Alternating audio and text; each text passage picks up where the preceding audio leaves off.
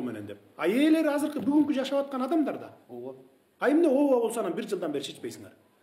Мен 3 ай срок бербедим белем ошондо. 3 айдын ичинде, эң көп болсо 6 айдын ичинде чечип бергиле деп. 6 ай эмес 1 жылдан ашып кетти. Анан ызы чуу болгондо барып туруп, анан 300 кишиге бердик деп мактанасыңар. 1 жылдан бери. Мындай иштегендин кереги жок биз. Бардыгынан талап коюп атабыз иштегиле деп. Акимдерге толук укук бергенбиз.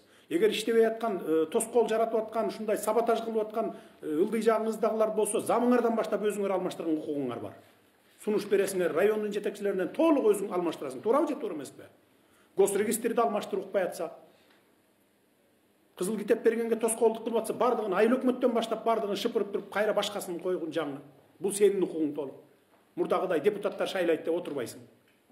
Эмне үчүн бердик ал укукту? Оперативдүү түрдө ушундай маселелерди чечип тургула. Элдин баарын Бишкекке келбесин, ошо райондон чечилсин деп силерге укук бердик акимдерге. Толук укугуң бар мынакей азыр. Же туура эмес айтам ба? А укугуңарды жеке кызыкчылыкка пайдалансаңар, тим эле балекеттей пайдаланасыңар.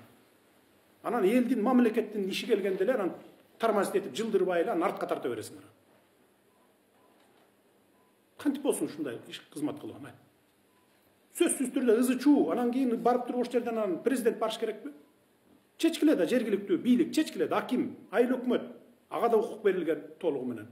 Президенттин өкүлү караш керек, куратор болуш керек, баарын координировать этип турушуңуз керек. Өзүңүз жетип барып карап турушуңуз керек. Проблема бүтүп иш бүтпөй атса, тапшырмаларды берип, планды коюп алып, мына сен мону монча күндө бүтүргүн, сен муну 1 айда бүтүр, сен муну 3 айда бүтүр деп туруп карап турбайсыңар буларды. Эми сиз жардамыңыз менен бүтүрүп атабыз, эми калган деле бүтүрөбүз, Акылбек Сөмүш дагы бизге тапшырма кайра. Бүтүрбөй эле болду, болду. Бошсуңар экөөңөр деп.